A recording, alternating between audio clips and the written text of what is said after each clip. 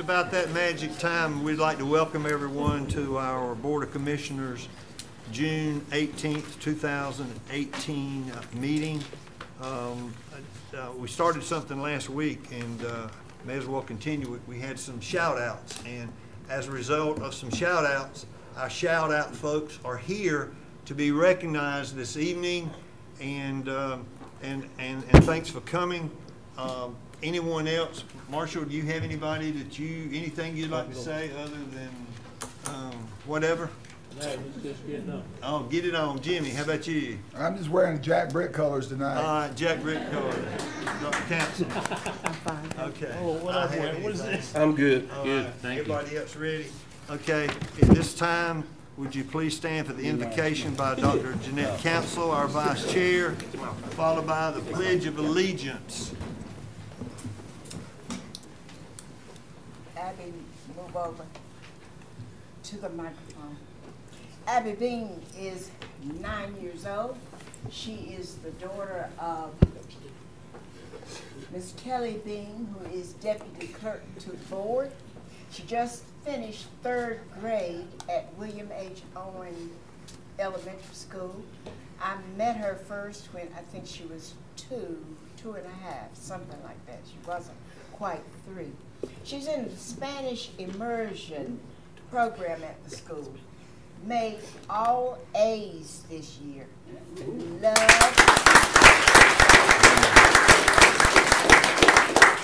playing with her friends and swimming, and wants to be a pediatrician when she grows up.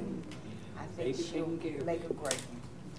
Bow with me, please, and then we will follow with Abby with the pledge. Heavenly Father, we come tonight to conduct the business as regular citizens of the county who happen to be elected. Our desires are the same as any other board in Cumberland County. We want the very best for our citizens. We thank you for all the blessings bestowed upon us, and we pray that you guide us through the rough times and tough times that we sometimes find ourselves in, or that others find themselves in. Keep us forever on the right path, and keep us ever mindful that you are ever present. Amen. Amen. I pledge allegiance to the flag of the United States of America and to the republic for which it stands, one nation, under God, indivisible, with liberty and justice for all.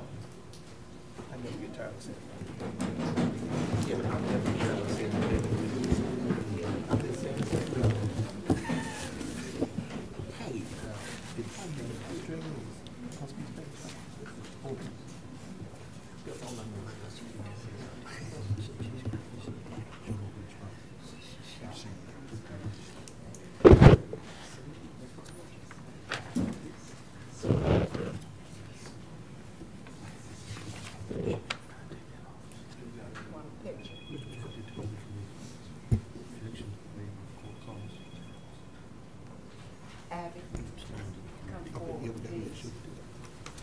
Guys, we need a group picture. Well, you're on camera. Wait a minute now. Wait a minute. Glenn's not over here.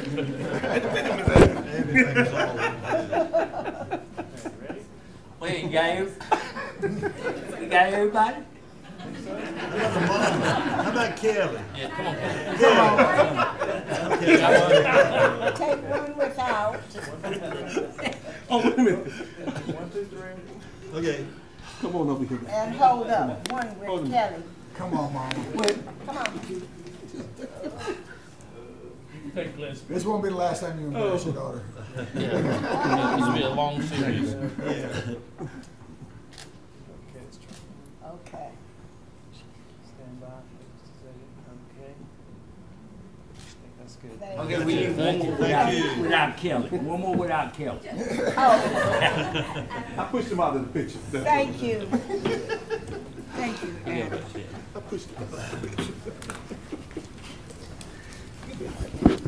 Yeah, I'll get you next time. At this time, we will have recognition of Jack Britt High School varsity softball team winning the 4A state championship. Commissioner Keith.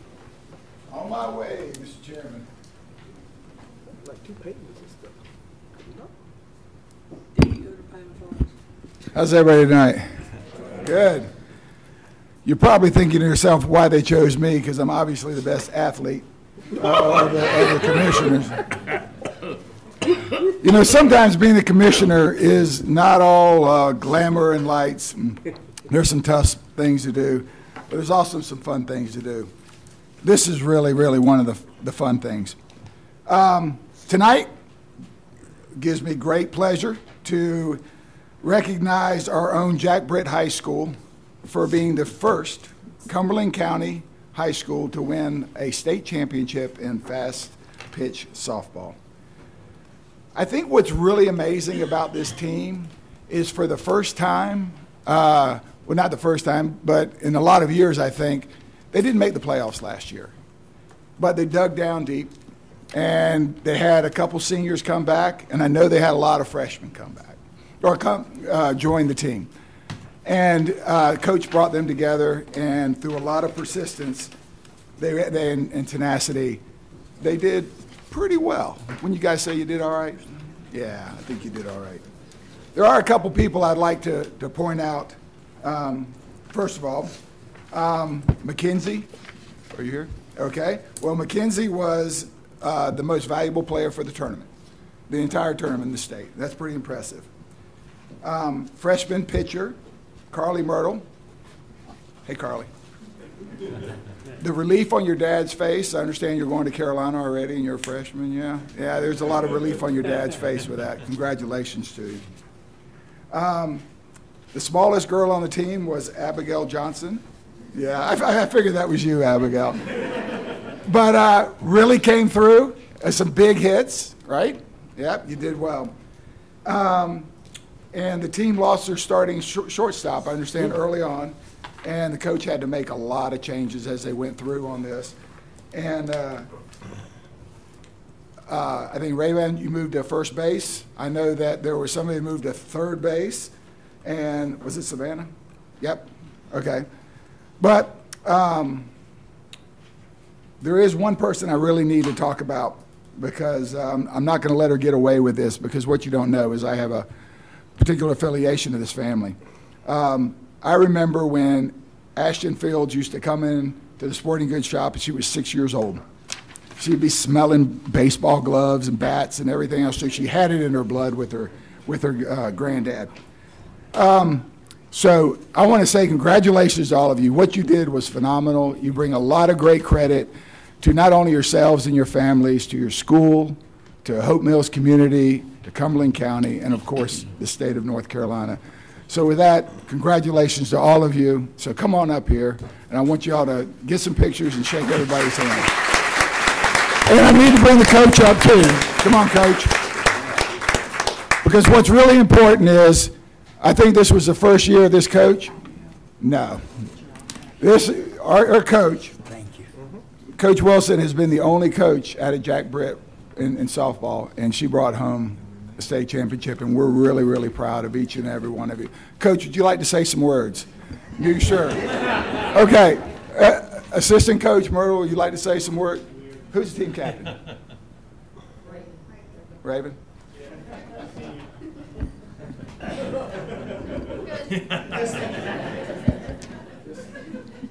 Thank you. All right. Well, look, congratulations to the whole team. If you wouldn't mind, you can come around here and shake all the commissioners' hands.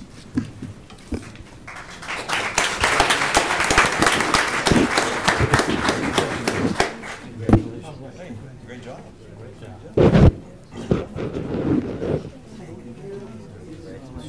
Oh, God bless you. Good to see you. Congratulations. Hard work, boys.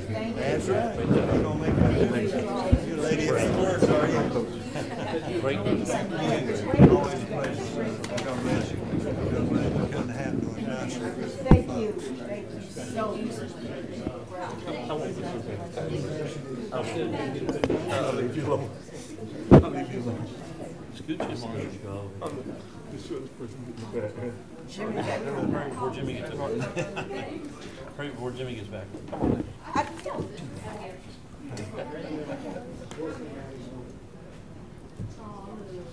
Right in the middle. Okay, ready? We got it? Okay. Can you hold the banner up a little higher? There. Not in front of your face, Kevin. Yeah, real high. Not too.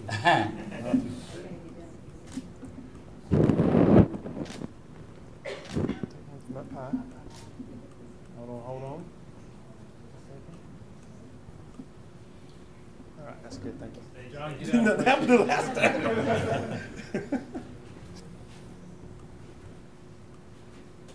Gotcha. Right.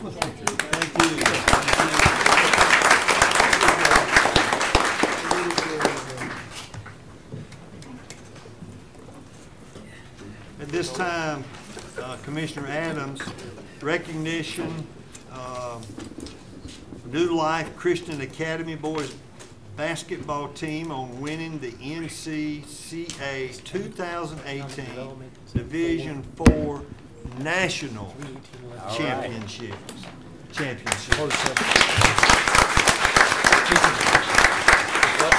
It's Pastor McLaughlin, Devontae, and the finance and the Booster Club. If y'all come on up.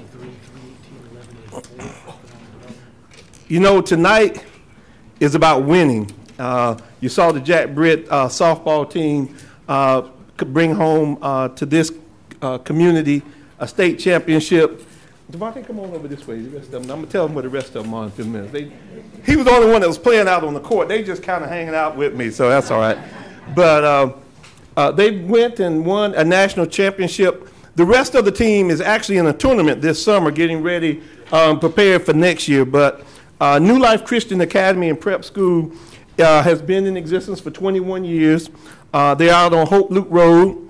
And in February, the basketball team, which is called the Monarchs, won their first Division I state championship in the Carolina Athletic Association for School of Choice tournament. And this was New Life's first state championship. This is their second national championship, but their first state championship. Then they traveled to Tennessee in March and participated in the National Association of Christian Athletes Division IV tournament. New Life was victorious, becoming the Division IV NACA National Champions for 2018. The National Champions for 2018. Arson King was the tournament MVP on offense. He was named to the all-tournament team along with Reggie Rayner and Devontae Gathers. New Life is coached by Aaron Parker and supported by the Booster Club members. Pastor Alan McLaughlin, Dr. Norma McLaughlin are the New Life principal and CEO of New Life Academy. Been knowing them for a long time. They do tremendous work in this community, and we are just so proud of you to be able to bring back a national championship to Cumberland County. You want to say a word or two there, Devontae? You don't want to say anything? All right. You speak. Go right around this way.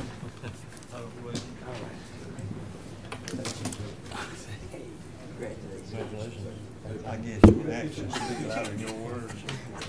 Congratulations.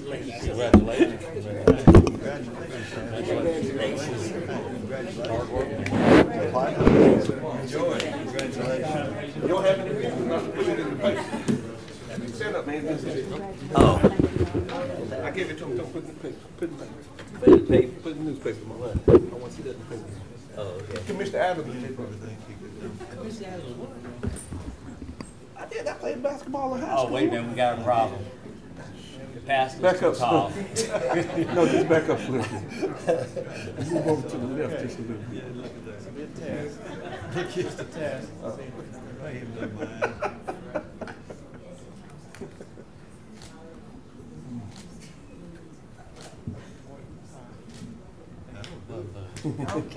Thank y'all. Thank you. All right, thank you all. See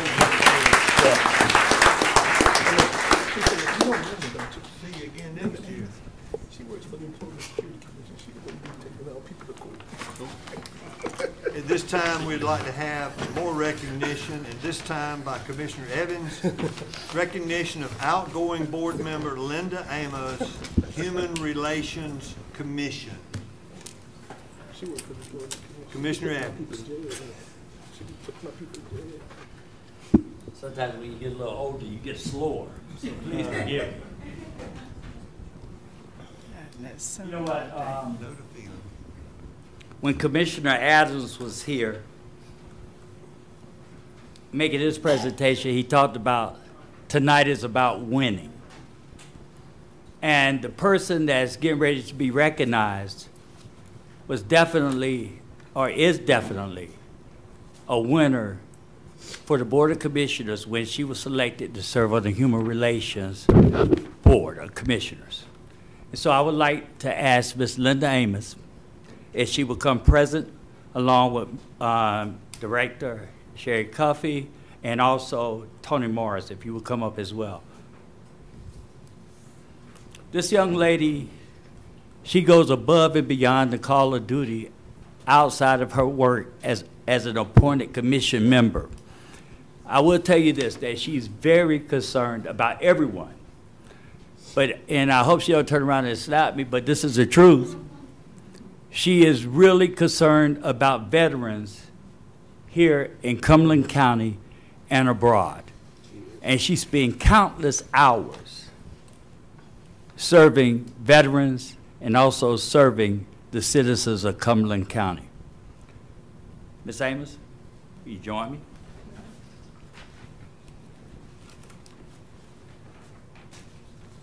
On behalf of the Cumberland County Board of Commissioners, I would like to present you with this certificate of appreciation for your outstanding dedication and service on the Human Relations Commission from May 5th, 2014 to May 31st, 2018. We are very appreciative of everything that you do for the citizens here in Cumberland County. At this time, I would like to ask Ms. Cuffey if she would like to say something. Commissioner Amos has been a tremendous help to the commission. She served on our annual recognition where we recognize the community. She's also served as the chair of the Martin Luther King Scholarship Committee, where she, this year, we were able to award 10 scholarships. So during the time that she was on the commission, she's been a member of the Martin Luther King Scholarship Committee, and they have, during her tenure, she has awarded 40 Martin Luther King scholarship, to $1,000 scholarships to local students. So we'd like to say thank you, Linda.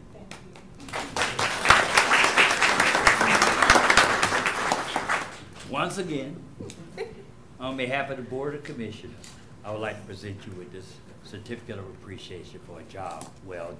Thank you. Which is,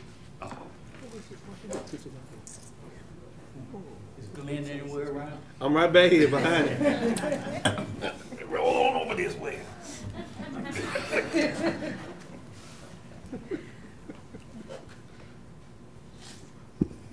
you like to say anything? I would just like to say thanks to the county commissioners for the vote of confidence, and I'm glad I didn't let you down.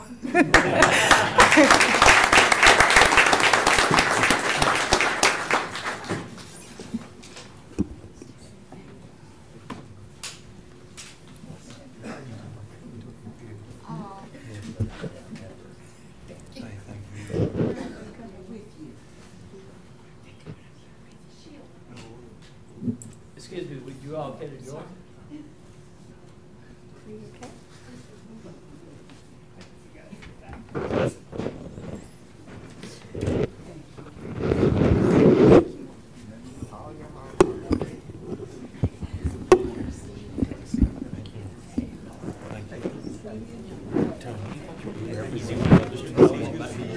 God bless you. Hey, my friend. God bless you.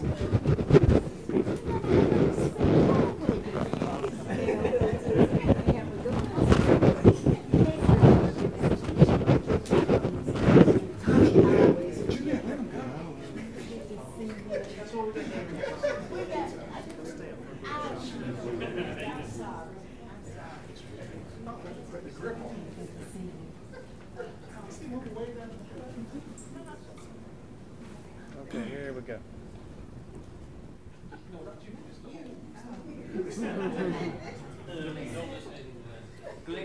Okay, ready? 1, 2, 3. And one more. Hold on a second. Okay.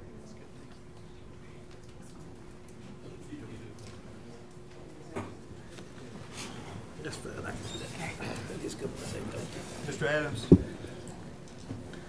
Mr. Chairman, I do see you in the room, and I'd like to, I think Terry Thomas is here from the Vision Resource Center, and we just, and some of their clients, and we just say thank you for coming and glad to see you here tonight. Stand up, Terry, so we can see you. Oh, I thought, stand up, Terry. Stand up, Terry.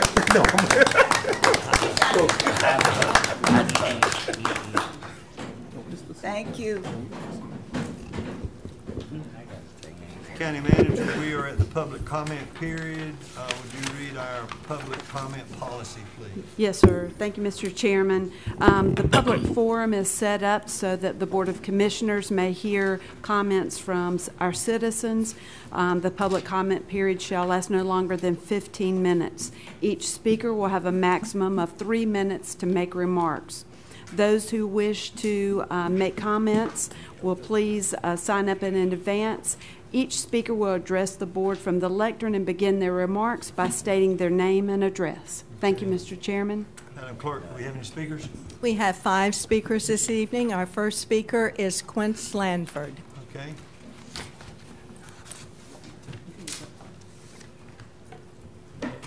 Good evening. Good evening. How you doing? Great. Hello, ladies and gentlemen. My name is Quince Lanford, and this is my wife, Sandra Lanford. We come to you on behalf of the Vision Resource Center, where Terry Thomas is the director. We want to thank the county commissioners for their contribution to our center, which is going to help us for independent living skills, transportation, and socialization. We have a token of appreciation that we're going to give to you, which will be given out by Terry Thomas. Once again, we'd like to thank you for your contribution. Appreciate it. Thank you, my friend. Thank you. Our next speaker is Gloria Thomas. Welcome, Gloria. Hi, how are you? Here Good evening. My name is Gloria Thomas. I live at 302 Water Gap Drive. This is my husband, Tommy, and I, too, am a member of the Vision Resource Center. I'm also the local president of the National Federation of the Blind of Cumberland County of North Carolina, and I just want to just let you all know how much the money means to us. Transportation is important to us. We have 2 buses, and they log in over 26,000 miles a year. We also have socialization. Without those buses, we would be basically stuck at home. Initially, when I went blind, I thought my life was over and I would be sitting at home. But thanks to the Vision Resource Center, I'm still out shopping, live to shop, and still having lunch out with other people with the same problem that I have. When I initially went blind, I was very upset because my daughter-in-law was expecting my first grandchild, and I thought I would never get to see her face. And with the independent living skills that we get at the center, I've learned about magnifiers. I'm also an ordained minister. I thought I would not be able to read my Bible, but with my magnifiers, I still read my Bible. I still cook. With the help of a lot of independent aids, independent living aids. So my life has pretty much stayed the same. I'm still a wife, a mother, a grandma, and a friend.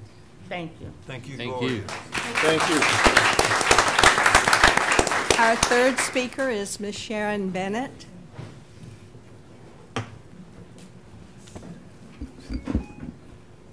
Welcome, Sharon. My name is Sharon Bennett. I live at 8525 Independence Drive.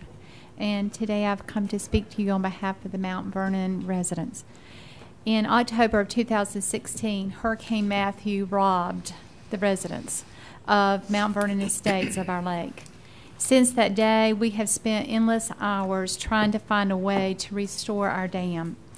We were initially told by the United States Corps of Engineers that we fell under a special permit known as Nationwide Permit 3 to rebuild our dam. We were told to rebuild this earthen dam to its original design. In other words, we were told fill in the hole where the dam breached. We were ecstatic with that information.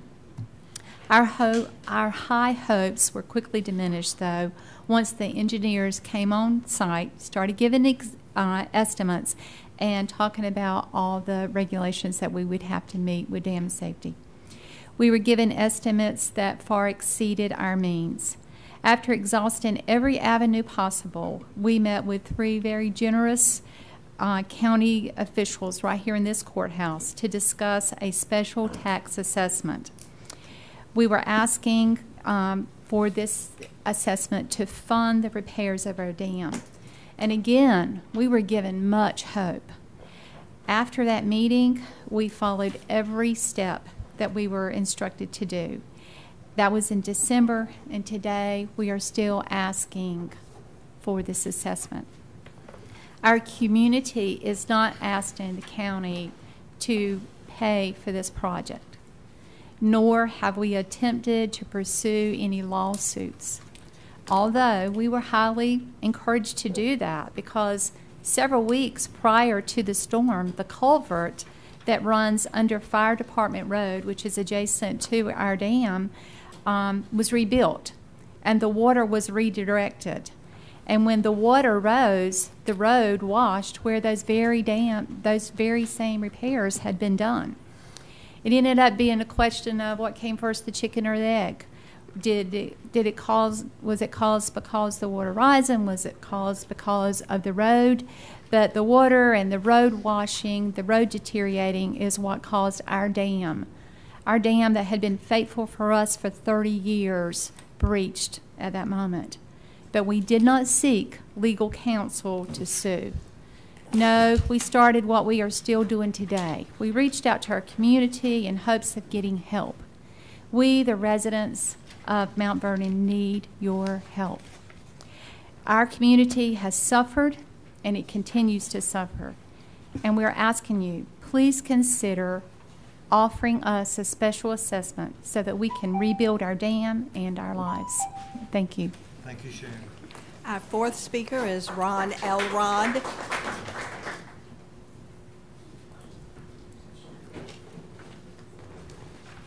Welcome, Ron. Thank you, Mr. Chairman. Commissioners, my name is Ron Elrod. I live at 8500 Governor's Lane in Mount Vernon Estates. A few years ago, I retired out of the Army, out of Fort Bragg after 29 years of service. And my wife and I, our family, had a dream to live on the water somewhere. And we could not find a place. We wanted to live in Fayetteville. My oldest daughter was attending Fayetteville Christian at the time, and Village Christian at the time. And we wanted to live in Fayetteville. Couldn't find one on the lake, and we came across this house in Mount Vernon Estates, and I will tell you, it's a beautiful lake. It was a beautiful lake. It's a beautiful house and a beautiful community. If you look on some of the programs online, like Zillow, and you look at our neighborhood, it's a little bit different from most neighborhoods. You can't find any houses for sale. And it's because people in our community love our community. They love our community, they love our lake, they loved our lake. And I'm afraid with that lake being gone, that it's going to affect property values. In fact, our property, we paid a pretty penny for our house. We paid $350,000 to live on a lake. I will tell you that I would not pay $300,000 for that same house today. If you look at our neighborhood now, it looks like a war zone where the lake used to be. If you looked at Hope Mills Lake when it was empty, it looked bad. Imagine 10 times worse than that, and you're going to see what we have now. It's a bunch of weeds, it's a bunch of mud, snake-infested, mosquito-infested neighborhood is where we live now. Now, as Sharon mentioned, we're not looking for you all to get into the dam business. As she said, we've gone every route through federal, state, the county. We've gone through every route on the other side as like Ducks Unlimited. We've tried to get someone to help us. Our hands are tied because the neighborhood, Sharon mentioned, the dam's been there over 30 years. We don't have a homeowner association. We don't have a covenant that we can pull together and get the loan to repair the dam. There is concern about there being a higher cost. We hired an engineer out of Wake Forest. He has the entire plan. We've already paid $10,000 out of our pocket for the first phase of that. The second phase is getting the details, but it's a well drawn out plan that on the very high side would be $550,000. A lot of you are familiar with Britt Riddle. Britt Riddle's a good friend of the community. He will put, I talked to him less than a week ago, he will put his name if you guys do approve the county to assist us with the assessment. He will put a bid in for it, and he's told us that it won't cost anywhere near $550,000. Now, getting back to the, we don't want you all in the dam business, through the legal avenue, we are willing to take this dam back at any time. We're in the process of talking to lawyers to get a homeowner association, and if we could get the assessment and take the dam back from you and not have you in the dam business, that is our long-term goal. Thank you, my friend. Thank you, sir. You're welcome. Our last speaker is Mr. Ian Miller. He is not here. Okay. We have no further speakers. Okay.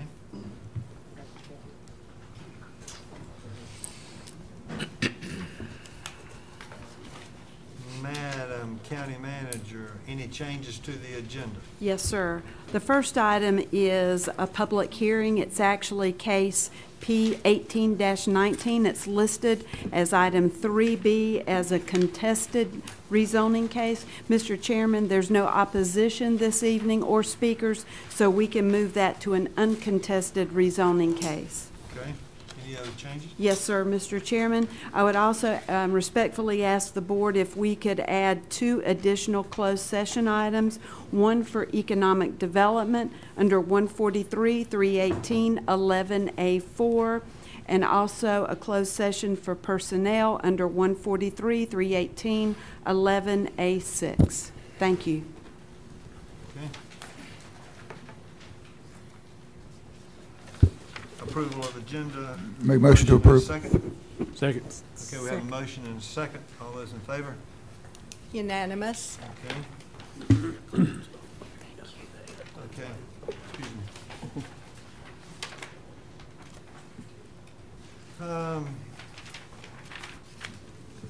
Commissioner, are you ready? On the consent agenda, yes, I would ask to pull M1, which is the standing objection to the waiver of any court costs or fees or fine. Okay. I think Mr. Booth and I need to have to be on the record on that, Mr. Chairman. That's correct. I'll join in that one, and I'd also like to pull K7. What was yours, Mr. Bruce? K7. The specific budget amount of $650 to the schools. Okay, yeah. I just want to clarify that a little more.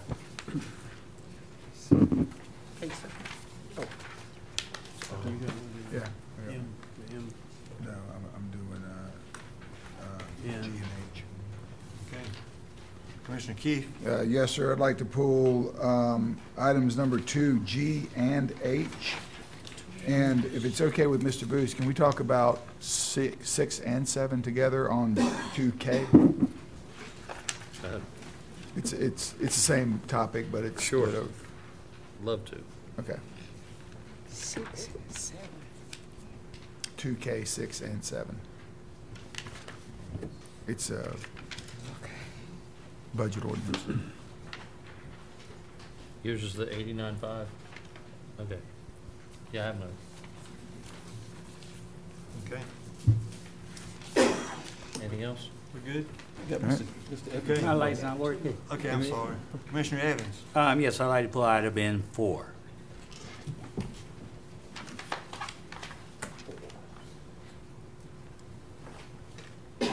Which one? 4 what? In 4.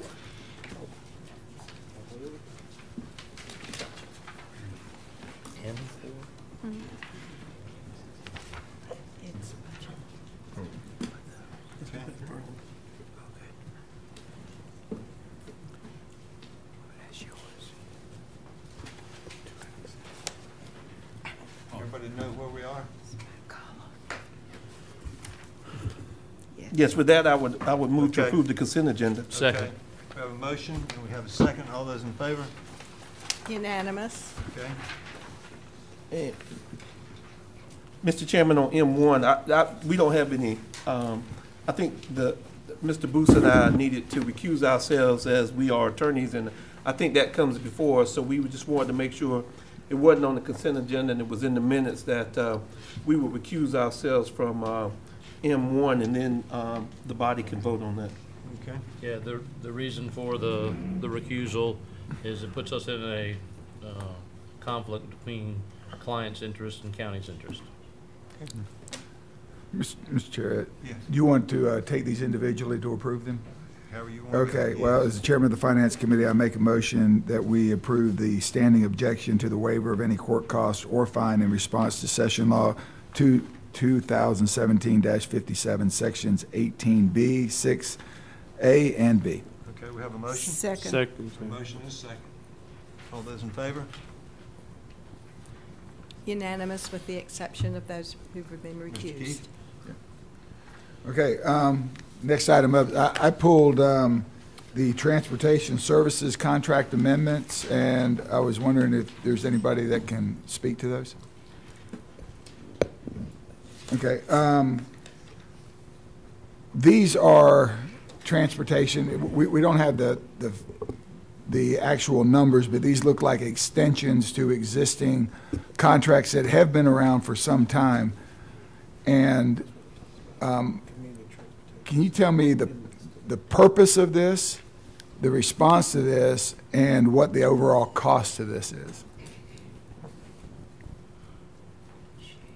The purpose of the amendment?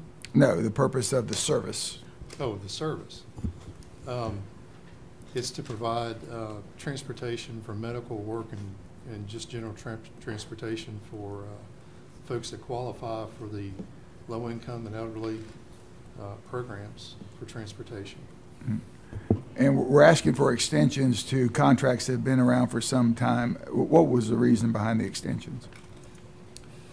I think, based on my conversations with staff, they are familiar with these providers.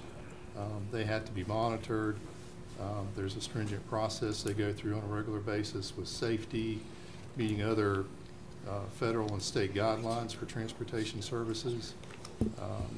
There is good faith in these companies and an ongoing relationship in order to continue the services forward for the community uninterrupted.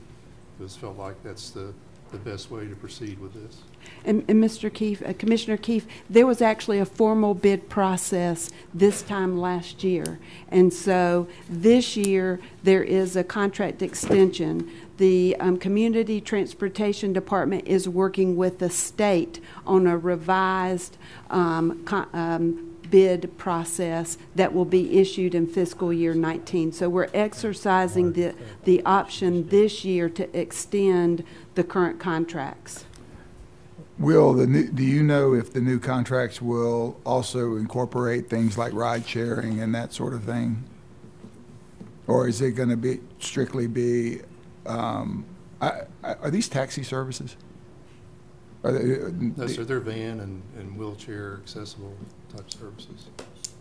Okay. All right. Thank you. If there's no questions, I would move to approve that measure. We have a motion to approve and a second. Any other further discussion? All those in favor? Voting in favor, Commissioners Faircloth, Council, Chairman Lancaster, Commissioners Booth, Adams, and Evans. Voting in opposition, Commissioner Keefe. That handled G and H. Okay. Okay, we've got a K6, K7, M1, and M4. Okay. Mine's easy. I'll do mine. The Let's do K7. yours. K7. The $650,000. My concern with this is, I think having just come out of mediation with our former Chief District Court Judge Keever and the full school board and their staff and management, you got to watch. I think we've said some stuff in the past or hinted some stuff in the past, and then we heard about it. So at that meeting, we were told we couldn't calculate it, didn't know what it was, and here it is a week or two later, and we now know it's $650,000. I think it's actually a range you want to get to us for up to $650,000. That's correct. But I'm afraid that if we adopt that we are giving the school system $650,000, that they will then expect a check for $650,000, not $28,500 if it turns out to be $28,000. So I just want to say, I'd be more comfortable, just personally me, if it said up to whatever the amount is, up to $650,000, as opposed to a budget amendment sending $650,000. Okay, so the budget amendment itself has to have a dollar amount, a single dollar placeholder? amount. Yes. Okay, That well, I doesn't like it in mean the we're going to language. pay I them. at least like it in the language in here, like on the record, that we're all talking about, that it was not $650,000, it was up to $650,000. That's my sole purpose in this. I'm not trying to vote against sending the money.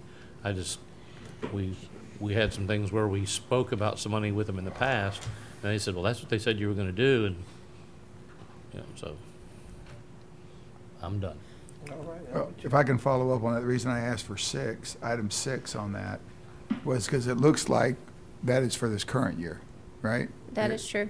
Okay, so if we're kind of making it whole this year, why do we have to put a number to it, the 650 to it now? I mean, we're adding to it as we go. It's what we're doing with the 89.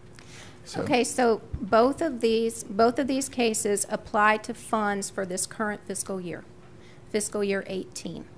So the settle up for up to $650,000 is for fiscal year 18. This is our last opportunity to have a budget revision approved by the board, which increases the bottom line for those budgets. And so that's a statutory requirement. Otherwise, we would be in violation of a statutory requirement where we would exceed the budget if we did end up paying these amounts. Both of these are based on projections. And we would pay up to these amounts that are budgeted. Aren't they both for the same thing? No. No. The education is they would both be paid to the okay. Board of Ed. I see. I understand. Okay. Both of them are going to the Board of Education, though. Correct. One's for, item number 6 is for capital. Item number 7 is for the current expense. Okay. Any other questions? Thank you for the clarification. Okay, thank you. Motion by anyone? I move we approve K6 and K7 with the dicta that was added on in the discussion. Okay. Second. We have a motion and a second. Any other comments, questions? If not, call for your vote. And that is unanimous. Okay. Where are we now? There's N4. M4? N4, I'm sorry. Commissioner Evans? Thank you, Mr. Chairman. We discussed this at the policy meeting, and at that time, I didn't think that there was enough information that was given and pertaining and regarding this particular item. Matter of fact, I spoke with some of the residents. N5, didn't you? No, N4. That's the sheriff's. Okay, let's do N5. I'm just trying to figure out what we're doing. No, it's N4 on the agenda. I'm looking on my thing here. Okay. Oh, it's on the, okay, that's my fault. On the printed one is N4, on our one, on the, I see it. is N5 on the screen, so I guess it's the same one, I guess. Okay. All right. Commissioner Evans? Okay. So what did we miss? Okay, thank you. Thank you again, Mr. Chair.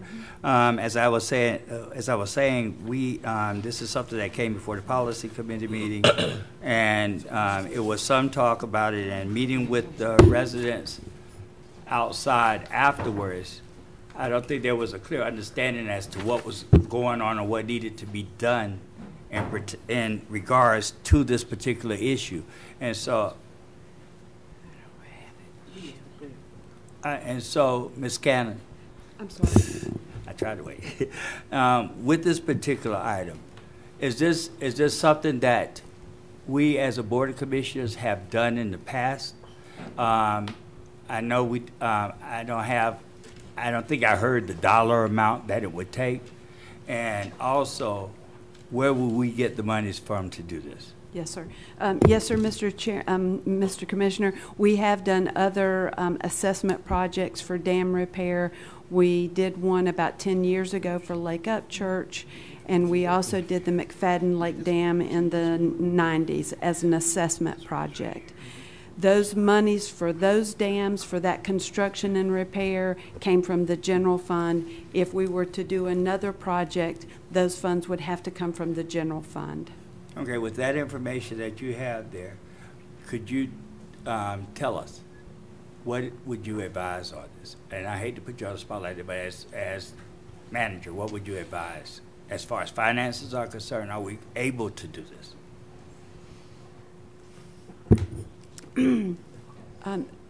Well, there are options, but I think in this situation, the county attorney has advised a process to look at a broader spectrum. I think it has to be done under the general statutes. There's a time frame.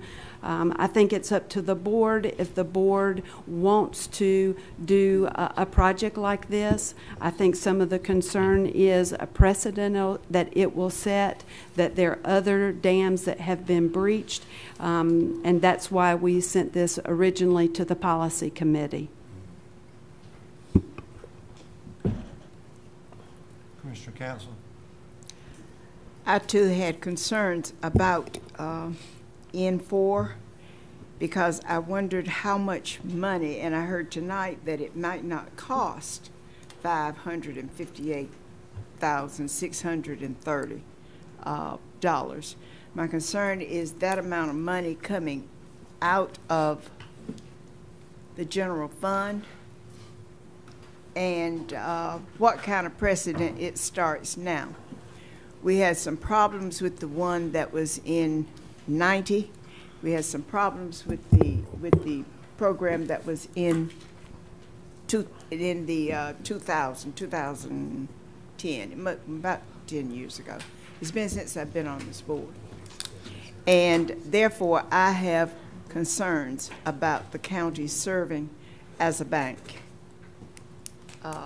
and wish that there was something else that could be done in view of the fact that there was information that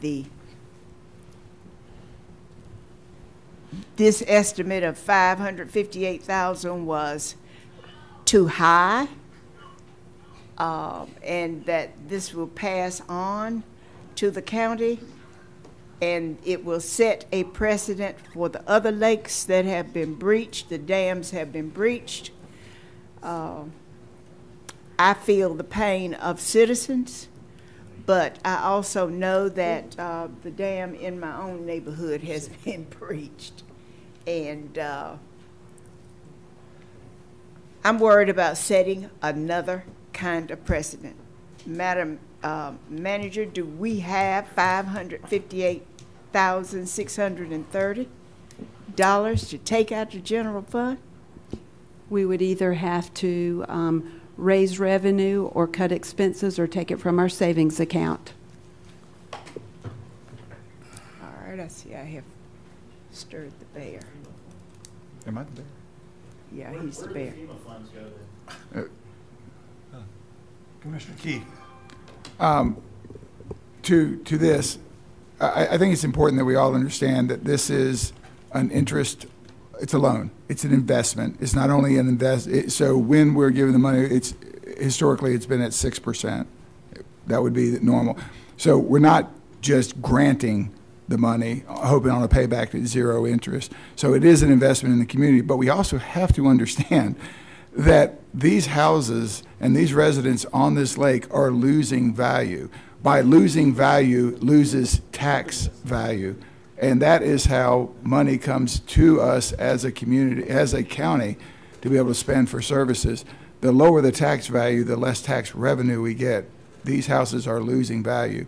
Now, I have some concerns also about this, but the idea of this being a grant or at no interest or just giving the money is not actually true. But I have some other concerns that I'll get to on the next round of this. Thank you. Okay, I see Commissioner Evans, your light's on, and followed by Commissioner Booth. Thank you, Mr. Chair. And just as others are here, I have some concerns too, because it sounds like we're getting ready to be in the loaning business. And my concern with that one is, if we're taking funds from the general funds, and I know we're talking, what I'm getting ready to say here is apple and oranges, but, and somebody hollered out about FEMA. We have individuals that are still having a hard time trying to get back into their homes because of the same storm that we're talking about. And so if monies could come from the general fund for that, we could assist some of those other citizens with their homes. And that's a concern of mine as well. But and we don't even know what the amount would be. We're just going on hearsay as what approximately the cost would be to repair this. And so I think that we'd probably be jumping the gun to approve something that we don't even know what the cost would be. Commissioner Booth.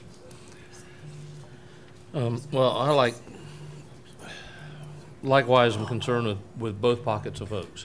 But we've got folks that are displaced out of their homes. We have some people who have been waiting in line to get stuff done. That's federal red tape. That's not us. We've been told what we can and can't do with the funds. We've gotten a big kind of ability to, with the city of Fayetteville, I think it's like $33 million that's coming down that we got some leeway on, that we might be able to divert some of that. But yeah, this is not a check or, this is a 6% interest-bearing account, which is double what you get if we're just sitting in our bank account. So it's actually more profitable than sitting in the bank. And it won't take long at all to have homes that are many years ago $350,000 that are now in the $500,000–600,000 range that go to $250,000 that will lose the ability to tax millions and millions of dollars if we don't do something about trying to keep these on the scrolls at their fair market value. Okay, Commissioner Adams, and then back to Commissioner Evans. And I'm going to be brief. And I do understand the tax value of this, but I would tell you that so that people understand, the value of my house went down too. I had 2 lakes on in my neighborhood. I live in Country Club. There was a lake coming up Clearwater that is now nothing more than a watershed. It's just grown up a field. And then on the backside, I was chairman last year when Dr. Griffin and the people from Country Club Hills came, had the same problem with their dam, and basically told them, that the county's not in the dam business. And that lake is on the backside of my house. It is now almost like a mud puddle. So I do understand, but those tax values went down too. I bear the brunt of that. My tax value went down in terms of my house that I had. So I do feel that pain, but at the same time, I'm one of those that was good for everybody in this community, and so I too, it's a bad precedent. We don't need to own the dam. We don't need to then go in and try to fix a dam. That's not what we do. We're in it more so in the human services business, and I think that's where we need to stay. Commissioner Evans. Thank you, Mr. Chair. Thank you. Amy, Yes, sir. the funds that we have in the general fund, is that federal funds? Well, there's federal funds, state funds, and the remainder would be county funds. Okay, so which funds will we be using? We would have to use county dollars. We'll be using county dollars, so it wouldn't be federal funds that we're using. We'll be using taxpayers' dollars for this, right? And that's what, and I may have, and maybe I threw somebody off with the analogy of the people homes and whatnot, but that's still the same difference. If we're gonna use funds, county funds, taxpayers' dollars to repair this dam, we also need to think about using those same dollars to help those displaced individuals that can't get back into their homes. And so we have a lot on our plate. And as much as I would like to help those individuals out there with their dam, but we just have a lot going on. And so I'm going to make a motion. May I make a comment? Sure, I'm sorry. Okay. Mr. Moorfield, Attorney Moorfield, do these folks qualify for undertaking a watershed improvement project? Well, with the preliminary engineering work that they have provided, yes, but I have recommended, and that was my understanding, was the vote of the policy committee, if this moved forward, was to follow up with that. There does need some more engineering to be done to determine whether these are the only benefited properties in the watershed as a watershed improvement project. The watershed that the engineer identified was 1,900 acres, and these 25 parcels are much less than that, so that would need to be done. The work plan, and I understand from the reading that from the document submitted by Mr. Jewell that he's done a work plan, but has not been provided to us.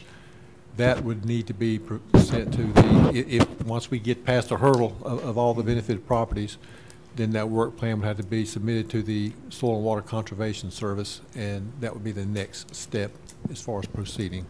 Up to this time, have they submitted everything that's been requested? They have submitted everything that's been requested, but no request has been made for this additional stuff because it depends on what the board does. Okay. Excuse me, Commissioner Booth? I agree again with Commissioner Evans in keeping it apples and apples. Was any of the stuff from like Pennystone that qualifies for FEMA, this did not qualify under FEMA then did it? No. I don't know any way it would. Was anything on the stuff that the petitions or requests, the applications coming in for other assistance from the hurricane damaged folks, were they asking by way of like homeowners associations or anything for 6% loans, or are they just saying like, can we get it fixed by county money? So that is a little bit of a difference thing here too. So if we're going to keep it apples and apples, I was not aware of any other proposals to us to have 6% loans to people that wanted their stuff accelerated faster than waiting on federal funds. And to clarify that, Commissioner Booth, we cannot make loans. Well, using the term in that it's a 6% assessment process.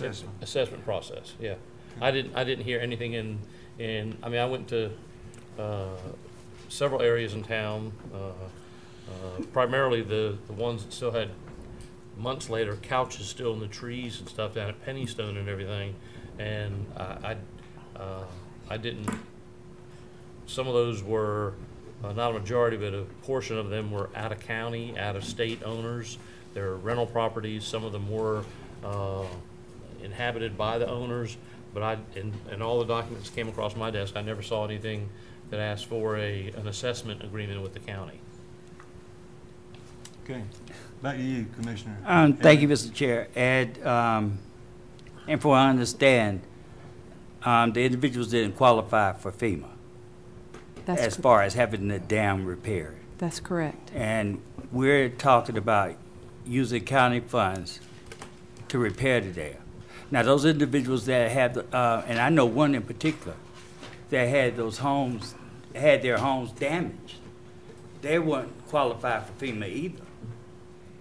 And so you're pretty much talking about the same thing going on here. And I feel that God knows I want to help everybody. just like everyone up here does. But we're going into something blind, I believe.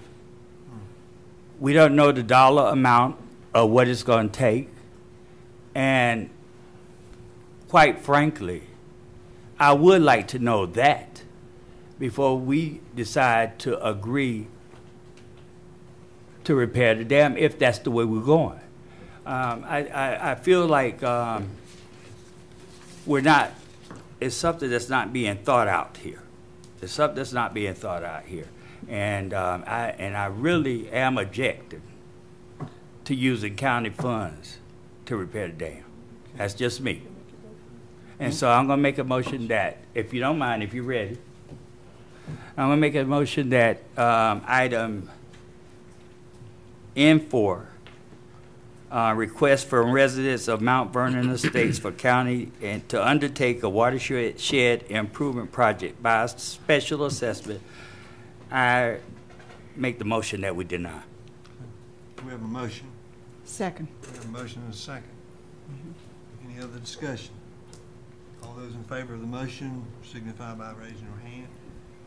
Voting in favor, Commissioners Council Adams and Evans. Voting in opposition, Commissioners Faircloth, Keefe, Chairman Lancaster, and Commissioner Booth. Okay. I have a motion then. Have another motion? Yes, I move that we approve the request from residents of Mount Vernon Estates for county to undertake a watershed improvement project by special assessment at this time for an amount not to exceed $560,000. So it doesn't go, I agree with you, I was earlier trying to put a cap on something, the 650 to the school system, so I agree. We just can't come back with 5.8 million, so I'll say $560,000. Okay, that's a motion. Commissioner Key? Commissioner Booth, would you accept a friendly amendment to that to say upon clarification from the Soil and Water, who was the agency that you were? The conditions that the committee put in were submission of the additional engineering on the impact on the whole watershed, and then approval of the work plan by the Soil and Water Conservation Commission. And ownership reverts back at some time. And ownership reverts back upon payment of the assessment. Is that all? So you got along. I would caution against that at this point. At least let's do some more detailed research on that issue. Okay. All right. We'll take that last part off. So. Okay. Commissioner Adams. Comment? Well, I'm just trying to figure out what the motion was. To approve the policy recommendation that the request from residents of Mount Vernon Estates for county to undertake a watershed improvement project by special assessment, and the restrictions that were put in the minutes of the policy committee, and I'm adding the $560,000 limit. Well, and I'm not, whether I vote for it or not, why don't we just put pursuant to the statute or whatever the requirements pursuant to the statute and the water said agreement, all of that, as opposed to something that we did out of a minutes and just decided we do this. That would be much more, I think, in line of trying to get it done. I mean, there has to be something that, I'll go to Mr. Morfield, but I think that's a better. Chapter 139 is where those two requirements come from. That's right. Mm-hmm. Now, we have a motion by Mr. Booth. Do we have a second? I'll second the motion. Okay, we have a motion and a second. Any other discussion? Well, Commissioner Evans? I would like to say something after we take the vote. Okay. Please. We're ready for the vote. We have a motion and a second. All those in favor? Voting in favor, Commissioners Faircloth, Keefe, Chairman Lancaster, Commissioner Booth. Voting in opposition, Commissioners Council, Commissioner Adams, and Commissioner Evans. Okay. Comment, Commissioner Evans. Thank you, Mr. Chair. And I'm glad to see that they got what they wanted. But I am deeply concerned about what we just did here. Because as I had stated, and Ms. Cannon and Tracy, please forgive me for not calling you last name, Mr. Jackson, and we have talked with individuals time and time again that are having difficulty with their homes because of that hurricane. They weren't approved by FEMA. And so now it's very safe to go and tell them to come before the board and ask for the money from our reserve, because that's what you just did. That's what you just did. And I cannot see us doing it for one group of people and not doing it for another group of people. We're talking about people that live in their homes, that can't live in their homes. These individuals talking about a dam.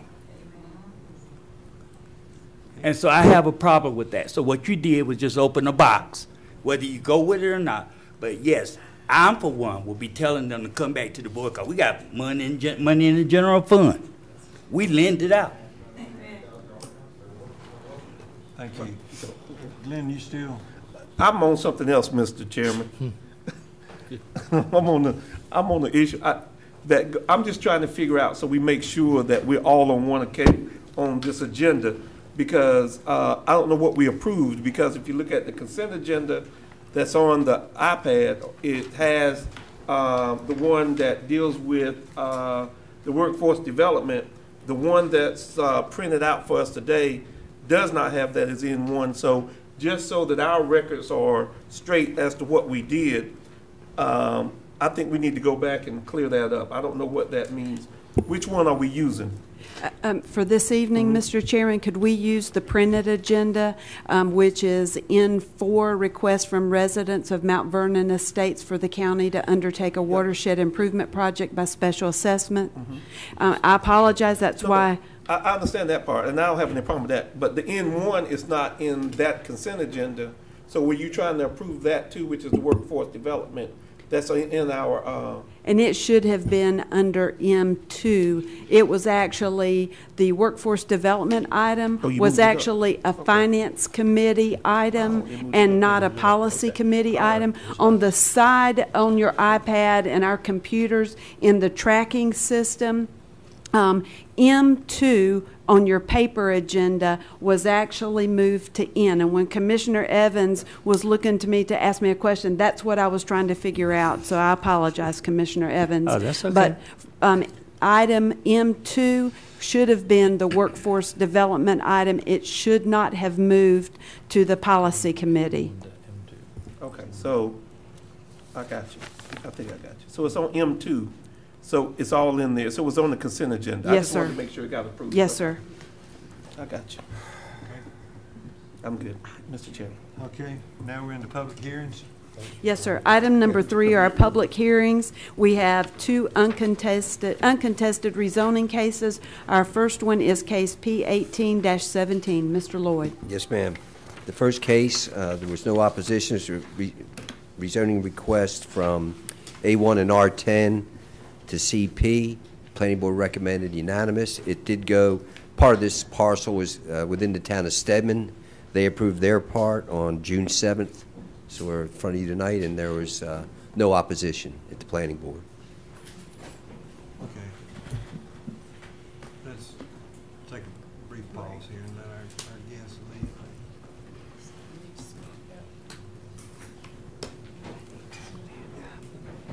Thank you all for coming. Good night. Be safe.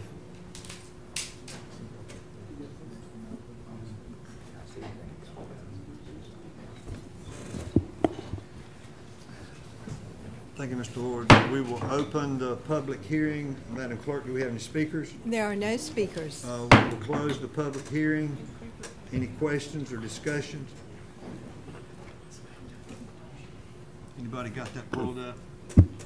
Can't pull it. P18-17. P what now? Mr. Booth. I got it. Commissioner Booth. Mr. Chairman, in case P18-17, I move to approve the rezoning from A1 agricultural and R10 in Stedman jurisdiction to CP planned commercial and find A. The approval is an amendment to the adopted current Stedman land use plan of 1999 map, and that the Board of Commissioners should not require any additional request or application for amendment to said map for this request. B, the following change in conditions was considered in amending the zoning ordinance to meet the development needs of the community. The requested district is consistent with the more recently adopted 2030 Growth Vision Plan 2009, which calls for, quote, community growth areas, end quote, at this location and meets the location criteria for, quote, heavy commercial, end quote, as defined in the land use policies plan of 2009, particularly because of the recent NC Highway 24 improvements. C, and this rezoning approval is reasonable and in the public interest because the new NC Highway 24 has controlled access and the request is consistent with similar approvals in the area. Second. We have a motion and a second. Any further discussion? All those in favor? Unanimous. Okay. Mr. Lloyd? Yes, sir. P 1819 is a rezoning of 2 acres from A1 to R40. At the planning board meeting, there was opposition. The gentleman that's a resident in that neighborhood thought the restricted covenants prevented any further subdividing of lots. In fact, that was not in the covenants. It was pointed out, and there's no opposition tonight. The planning board did recommend unanimous for approval. Okay. We will open the public hearing. Madam Clerk, any speakers? There are no speakers. Okay, we will close the public hearing. Call. Yes. Mr. Chairman, I had grave concerns with this, and I understand what that gentleman asked about the restricted covenants. I think he kind of got it wrong, but that neighborhood has those lots which have one house. This one divides it up, put 2 on it. Nobody else in that community. And I read the lot 11, lot 12. It was just kind of confusing. And I saw where Ms. Epler tried to get it straightened out. It just didn't get it straightened out. The road behind it wasn't opened up. And the other problem, I didn't have a problem with the last rezoning where we did an amendment to the land use plan because the highway came through and it really did change it. That whole plan probably needs to be updated with Highway 24 coming through there. There's no reason for us to do an amendment to allow this to happen and for these 2 houses to be placed where everybody else has. And they thought this neighborhood was going to be for these houses. I understand the restricted covenants probably does not prevent it. That's what the zone is for.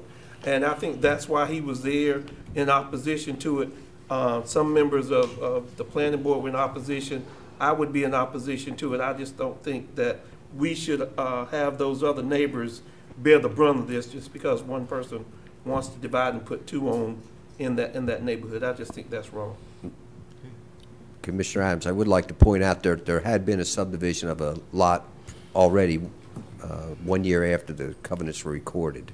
Did it come to the zoning though, or did they just do No, it? sir. See, that's the problem. It didn't come here, and so I understand that. But now it has to come here to be able to do that. So just because it was a mistake made that many years ago doesn't mean we need to continue to make that mistake. I looked at the sewer. You talk about the sewer in here. There's just some concerns all the way around in terms of what this is going to do for those neighbors out there. Nothing as to you all at the zoning. Y'all bring it forth. That's just in terms of what I saw in terms of that. And these amendments to, these people work hard out there on their neighborhoods to do these plans, and then we just come in and do an amendment.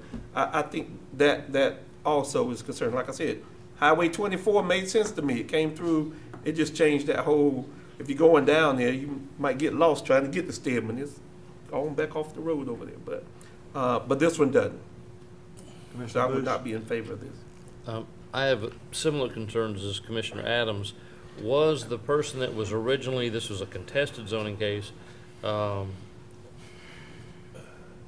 what was the major concern expressed at the meeting by the original opponent of the proposal? It's my understanding from staff, because I wasn't at that meeting, that the property owner felt like and Mr. Morphy was there, that there should be no more subdividing of property, that the restrictive covenant specified that there shouldn't be subdividing of lots in the neighborhood. That was his objection. Well, it had the road too. The road was an objection too, wasn't it? Low body or low dolly, whatever that was. Ms. Spiker presented this case because I was out of town. She can answer it better than I can. Yes, sir. The road was an issue. However, the subject property does not front on the road. The subject property fronts on H. Bullard.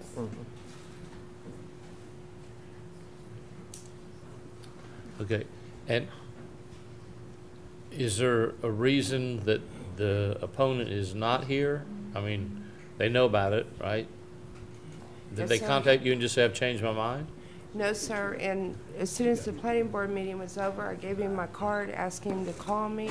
I could further explain this, and we also sent him a notice letter of this meeting tonight. But the property owner is here. Right, I was just going to say, if we're going to open this case up and discuss it, the petitioner is here. Well, I'm just asking the questions here because, I mean, I read through all this, and I think part of it was, I think when he figured out that the county doesn't enforce restricted covenants, he'd have to sue. That might have been why he didn't move forward. But I think it's still an issue with the zoning in terms of that.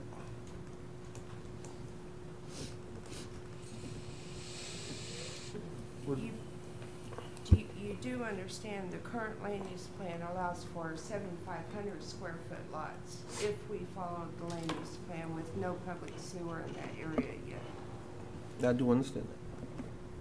Anybody want to hear from the petitioner, or are you satisfied with what you're hearing? Well, I like that. Who is the petitioner? Jim Evans. I'm sorry.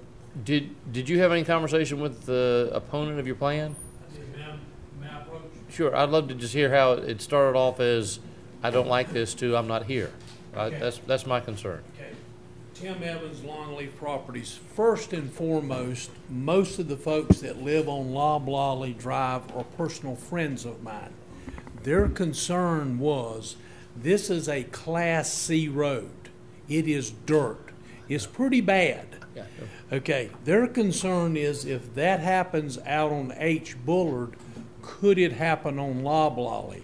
We met with them afterwards with Terry, and Patty told them, without the road being paved and it being a Class C road, that those large lots in there being 5, 6, 7 acres could never be subdivided with a Class C road. After the meeting, we met with the concerned residents outside, and all of them at that point were satisfied. Now, So that's the truth, and Terry is a personal friend of mine.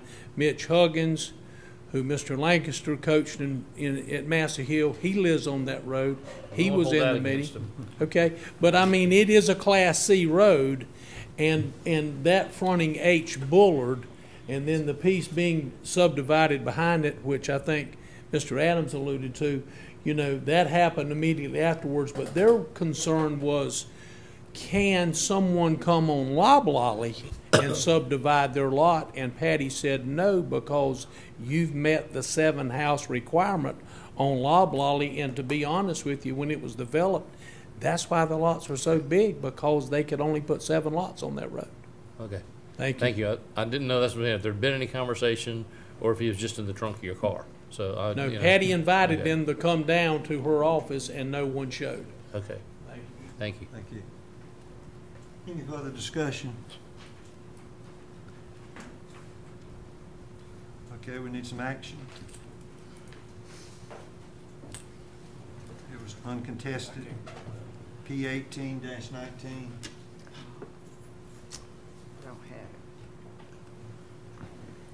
Is that right? I'll do the last one. Okay, Marshall did. Marshall got it? Okay. All right. Commissioner. I'll take it. I make a motion in case of P-118, P-18-19. I move to approve the rezoning from A1 agriculture to R40 residential, and find, A, the approval is an amendment to the adopted current South Central Land Use Plan of 2015 map, which calls for low-density residential at this location, and that the Board of Commissioners shall not require any additional request or application for amendment to said map in this district. B, the following change in condition is considered in amending the zoning ordinance and the zoning map to meet the development needs of the community, and the parcel lacks the public sewer to support low-density residential. C, and this rezoning approval is reasonable and in the public interest because the district requested will limit uses in this site to primarily single-family residential uses and in accordance with previous approvals in the general area. Have a motion? Have a second? Second. Okay, we have a motion and a second. Any further discussion? All those in favor of the motions? Voting in favor, Commissioners Faircloth, Keefe, Council, Chairman Lancaster, Commissioner Booth. Voting in opposition, Commissioners Adams and Evans. Okay. Item C, public hearing on amendment to flood damage prevention ordinance and revised flood insurance rate maps. County Manager. Yes, sir. Thank you, Mr. Chairman. I'd like to recognize our county engineer, Jeffrey Brown. Welcome there, Kai. Good to see you, bud. Thank you, Ms. Cannon. Good evening, Chairman, Commissioners. What we have before you tonight is a revision to the floodplain development ordinance. The North Carolina floodplain mapping program is in the process of updating the maps for Sampson County. Obviously, we adjoin Sampson County, and we have two firms' flood insurance rate maps that are being affected by the updates to Sampson County. Therefore, we are required by ordinance to have an effective date of June 20th of 2018. So we have to revise our ordinance in order to be compliant with the National Flood Insurance Program. If we fail to do so, we might lose the ability to offer flood insurance. This was voted on and approved to set this tonight, June 18th, for the public hearing at the May 21st board meeting, and it has been advertised and published in the Phelps Observer on 2 different times. It was published on June 8th as well as June 15th. Therefore, I'd answer any questions that the board may have at this time. Okay. Let's open the public hearing. Madam Clerk, do we have any speakers? There are no speakers. We will close the public hearing.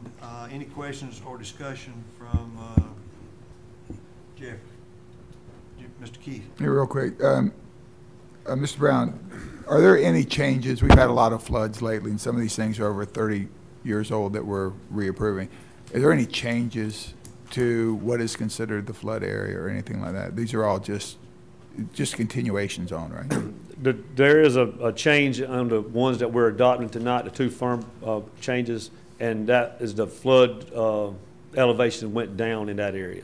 Cumberland County there will reissue our maps. Explain that. The flood elevation, explain that. Okay, the base flood elevation is the elevation in which they set at the 100-year flood elevation. Right. So when they looked at, restudied the Sampson County maps, the base flood elevation for one particular property went down. So instead of, it was a positive impact to that property instead of a negative impact. Okay. Impact meaning that there's less chance that they can get better insurance. There's less likelihood of that property flooding during a 100-year storm now than it was prior to. Okay, that's the only change. Yes, sir. Okay, thank you. That's all I needed, Mr. Chair. Okay. Any other questions? Any other discussion? If not, I'll ask for a motion. I'll make it. Okay, Commissioner Keith. The engineering that we adopt the amendment to the flood damage prevention ordinance and the revision to the firms, FIRMS, at the conclusion of the public hearing. Okay. Have a second? Have a second by Commissioner Fairclough. Any further discussion? All those in favor? And that is unanimous. Okay. Thank you. Next item of business is update on House Bill 630 as reflected in a memorandum of understanding. Yes, sir. Thank you, Mr. Chairman. I'd like to recognize our Social Services Director, Ms. Brenda Jackson. Welcome, Ms. Jackson. Good evening. Good evening. You have, I think, in your packet a copy of the Memorandum of Understanding. If you'll recall, this legislation came out of House Bill 630 that specifically was what is most known for specifically is the regionalization bill. But in that legislation of House Bill 630, there were several components outside of regionalization. The regionalization piece was around state regionalization to provide more state support to the counties. There's also a piece of regionalization that we thank you for your support around regionalizing county social services, and even though that piece of legislation was amended for them to study that, they're currently doing that now. And so that's not completely dead, but they're still working on that as part of a work group. Also in that legislation was a requirement and mandate for a memorandum of agreement in which the state and the counties had to enter into around performance standards. That legislation initially focused on child welfare, child abuse, child neglect, foster care, and adoption programs, and those federal standards. But it also includes all social services programs as well as child support programs. And for that, as you know, we have a separate county department for child support, but they all are included because in most counties, child support is operated by social services. Okay. In that memorandum of agreement, it requires that the counties understand and know and monitor the performance of those two departments or those services under social services and child support. These standards are federally mandated. You know, we spend a lot of time on these standards. It's nothing new in terms of those percentages and those mandates that we have to meet under the various programs. What I believe that this memorandum of understanding that you have, and it's changed names a couple of times, really does pull all of those performance standards into one document. We already are required to have performance standards for all of these programs, and in different arenas we have memorandum of understanding, we have corrective action plans, we have different ways in which the state ensures that the county understands what those performance standards are and how we're performing on those and if there's any corrective actions. I think this MOU that you have in front of you really helps to just solidifies it and brings it under one umbrella. I'm pleased to say that I was intricately involved with several drafts and iterations of this MOU. It first started out a few months ago when Department of Health and Human Services presented it as a contract, and it was about 60 or 70 pages long. And I was able, through my role with the Directors Association, to work with the County Commissioners Association, to be involved in really hammering out what this final product that you have in front of you this evening. I was able, through that work, to engage our county management, our county attorney on those various drafts that started out as a contract, then it moved into an agreement, and one of the things that the County Commissioners Association was very adamant about was it becoming a memorandum of understanding. I would like to, if you would, go to the pieces of the agreement that talks about the performance standards. Can I ask one question right quick, and that's all I want to get before we, because I have to go to another screen. Okay. It talks about NC General Statute, and it says counties required to enter into an annual written agreement for all social services program other than medical assistance. That's not a problem. But then it says something like county departments failed to provide child welfare system. That I didn't understand. It just, and maybe you don't have it in front of you, but that was just kind of weird. Tell me where you are on the. It's just on the background that we have. Oh, okay. The way it's worded, I mean, I just didn't understand what that meant. I mean, it's kind of, well, the general statute would talk in terms of something being a failure, and I don't know if it meant that we didn't have to. You don't have to do that in a written agreement. It just didn't. I mean, I'll talk to you later. You don't have it in front of you, so. Is that, Commissioner Adams, that's actually the title. Yes. Of the legislation. Yes, sir. Mm-hmm. Failure to, okay, I got you. Yeah, that's the title of the legislation, and again, even though it speaks to child welfare, it really is all the programs. This is an annual agreement. Right. It starts July 1 and runs through June 30th. Also, in the information that you'll receive is that it also says that they will be looking at this data and these performance measures over the next 6 months. So we really are not going to be held accountable until June 1st, 2019, because there's major issues with data and data reliability and those kinds of things. You know, of course, that one of the concerns that we have, of course, is that failure to comply with these could mean the state taking over or withholding federal funds. That is not anything new either. That's already in general statutes, especially around child welfare, that the state can take those actions. And so much of what is already in this agreement is already in statute, or DHHS already has the authority to do that anyway. Again, I think it just pulls it all together. So we'll focus on the performance measures, which is on page 10, and it's part of your attachment 1. And so when you look at those performance measures, it starts with the child welfare CPS assessment. I will tell you that the number 1, where it talks about our initiation of child welfare cases, we meet that general standard for the most part. That standard speaks to making sure that we initiate that CPS report in a timely manner, which means we see the child, we see the parents that are involved, and anyone that's living in that house. What we have to do on those cases is make sure if we don't meet those standards that we document diligent effort. I mean, we went to see the child and the child may have been at school or may went to visit the grandmother's house, and so we didn't meet the standard in 24 hours, but we did within 72, and that we made diligent efforts every day to do that. We're real proud that we meet number 2, which is around children not being re-victimized, and we meet that at 9.57, and we're really happy about that, that when kids come into care that we're investigating, that we try to make sure that kids don't have repeat maltreatment. On the next page, those performance standards around foster care. We establish our permanency goals within the 12-month period, so we meet that, that performance goal. The next goal is around foster care and face-to-face visits. That's a struggle for us. I think you all have heard me come and talk to you many times about foster care, about the number of kids we have in care, about the number of kids we have out of county, out of state, especially being a military community. That relates to staff turnover, and you heard about the concerns around countywide state turnover from our county manager and our budget and those strategies that we're looking at to help to address those issues. We also are working very closely with our court system, and we have several great initiatives going on. You've heard about our AMAC project, where we're working with aging out and working with the court system to improve those outcomes. The next section are really, and in this memorandum of understanding there is, and we really worked hard, the County Commissioners Association, the DSS Directors Association, to make sure that the state also documents and understands that there are so many things that we do that's out of our control. And those next 3 performance standards are one of those things. Those standards talk about permanency, 12 months to permanency. Commissioner Adams is shaking his head because he knows that that is really dependent on the court system.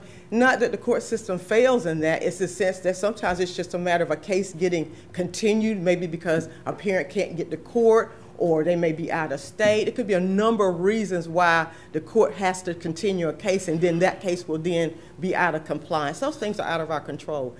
Connecting families to resources like mental health, getting mental health assessments, substance abuse, counseling. A lot of those 3 items are really dependent on other systems. And so you will see in the memorandum of understanding that we really worked hard for the state to recognize that they have a role in ensuring that those other systems that impact our work also step up to the plate, that they're able to understand that they have a shared responsibility and accountability around these standards. Next, on the next page, which is page 12, is child support. I know I'm very proud of it, and I speak for James McQueen, the child support department head and director, that we have one of the best child support agencies in the state. And if you remember, several months ago, our child support agency was recognized for being able to meet those incentive goals and those performance standards. So I don't think that there's any major issues with us meeting those performance standards there. Same thing with the rest of this document, which we're speaking to the energy program. It speaks to Work First and those kinds of programs. We perform very well there. We are very pleased and proud of the fact that we meet the 95% standards for food and nutrition, which is our food stamp program. And with a lot of hard work on behalf of the staff, our Medicaid report card, we meet that 95% for that. So we really don't have any major concerns. Is this a perfect document? No. Is this something that we federally required to do? Absolutely. Again, I just think it kind of just puts it all under one umbrella. We also have the flexibility to be able to come back and talk with the state for things that we don't agree on. And so this is not something that once it's signed on the dotted line that it's written in stone. And so we will continue to document our efforts, document our work, advocate, and certainly challenge the state in areas in which we feel like that they can support the work that we do and how they impact the work that we do. We will continue to work with our community partners and stakeholders, making sure that they understand the responsibility. We have a lot of good efforts going on in this community that continue to help us grow and help us perform and provide quality services to our citizens. Thank you. This is a no action required, but do we have any comments or questions? Ms. Jackson? Yes, Commissioner Booth? Yeah. Was this an updated or shared template from other agencies, or who drafted this? This was drafted by Department of Health and Human Services. Okay. And the draft was then reviewed by the Directors Association, the County Commissioners Association. It went on the listserv for county attorneys, DSS directors, and so there was 3 or 4 months of vetting, input, negotiating to get this final document. Okay. Yeah. 90% of it, I love it because you can, it gives a definitional section on it and everything, but one of them is everything shall be done. I mean, communication, data input, meetings, screenings, all shall be timely, but then it just says timely shall be on page 8. Timely shall mean within a reasonable time under the circumstances. So there really isn't a. Yeah, I know. Well, I got all excited about everything being done timely, and I also did like in the definition though on page 20 of 20, where non-compliance is either three times in a row, 3 months in a row, or 5 out of the 12 calendar months. That's correct. My only concern would be is if you knew Larry's department or Larry's area was 2 for 2 in the last 30 days, and you knew it was going to bring the big hammer on him if he did 3 in a row, that timely thing might be fudged just a little bit of that 90th day to give him a break. And that's the only thing. And I think we'll be back into the same thing where it's not being interpreted the same thing in Ashe County as it is Watauga, as is, Cumberland and everywhere else. That's my only concern, is that it's a beautiful document, except for there's still a lot of discretion. And I would agree with that, but I think that also the struggle and the challenge is all the programs have different requirements. Yep. And so you're right about that. It just really depends on the program. And so it's so many programs involved, and all of them have different time frames, and all of them have different requirements. And so I think that's the best they can do in terms of generalizing it. Right. As it relates to your questions regarding items on I think it was page 6, I will say that's where we spent as association, both the DSS directors and county commissioners, we actually strengthened a lot of the deliverables that the department, when they talk about the department here, they're talking about DHHS, because we feel like we can't do this work without reliable data. We also know we can't do this work without a system, and you all know about NC Fast, that functions well, functions timely. If that system is down, we cannot meet these performance standards. Right. And so those are the things, they own training, we don't own training. And so they develop the policy, they develop the training. If they don't get the policy to us timely, we can't implement it timely. If they don't train and provide the training, we can't train our staff. And so we purposely really pushed back and made sure that was actually strengthened through our involvement and our work to make sure that the state had the same amount and level of accountability and responsibility that the county. Oh yeah, I wouldn't want. I personally wouldn't want. Yeah, I personally wouldn't want you behind me. I think I understand what your timely might mean, if we could get your timely to be a statewide and region and everything, I'd be completely happy with that. And I thank you for the report and the presentation. Okay, questions, comments? Thank you. Thank you. Always. Under B, consideration of request from Campbell Soup LLC to amend its economic development incentives agreement. Yes, County sir. Manager. Actually, Mr. Chairman, I'd like to ask our county attorney, Mr. Moorfield, to present this item, please. Okay. Mr. Chairman, Commissioners, Campbell has asked the county to accommodate a NC1 grant match for the third-party operator of the project, which is Excel Inc., doing business as DHL Supply Chain USA. And all this does is add language at the end of this other section that describes the annual cash grants. Just the language that the first $100,000 of that amount of the annual cash incentives grants becoming due under the section shall be paid to Excel Inc., the third-party operator of the project, for the purpose of matching a 1NC grant. And all the other terms and provisions of the contract remain in full force and effect. It does not increase the amount of the incentive. It does not relieve Campbell of any obligations, and I recommend it. Okay. Any questions? Discussion? Motion? I move that we approve this amendment. Second. Yes. Motion is second. All those in favor? Unanimous. Okay. Item C, request for amendments, community development block grant. Yes, sir. Mr. Chairman, this was an item that we received within the last 10 days. and added it to the agenda without any backup information. Mr. Jackson and I had a discussion, a phone call late this afternoon with state officials. So I'd asked our Assistant County Manager, Mr. Jackson, to present this item. Good evening, Mr. Chairman and Commissioners. On June 7th, I received an email from Emergency Management Director for the state of North Carolina, Mike Sprayberry, and attached to that was a proposed amendment to the existing CDBG-DR mutual MOA that we have on record right now between the state of North Carolina and Cumberland County.